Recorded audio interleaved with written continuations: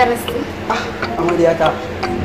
Dama abin da yasa na kira ka saboda gaya maka na gama sayayyan kaya, kayan kicin komai da komai na bikin. A ina kenan? A can kasar layin miji na siya. Kina so na fasa auren nan? Ashe ko zan fasa auren nan. Ya ba za ki tantance inda za ki je ki sayayya ba. Za ki je ki sayayya inda kika ga dama. Ba ki san cewa ba inda za ki samu ingantaccen kaya ba. Ba ce Salsabil Stores ba?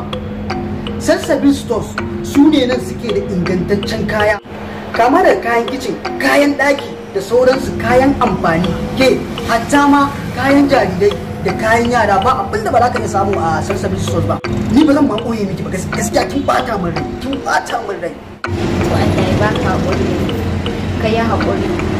Gobe yau ba ma gobe ba yau ɗin nan zan je in mai da kayan nan. Gobe da safan an suna su. Ya ma sunan gurin ka ce? Haba ko kefa Salsabil Store. Oh, Salsabil Store zan je insha Allah. Haba dan Allah ko kefa Salsabil Store su ne suke ingantaccen kaya kowane iri ne domin kayan su yana da inganci yana da aminci ke komai ma ya hada mu. Shi kenan insha Allah gobe zan je siya shi.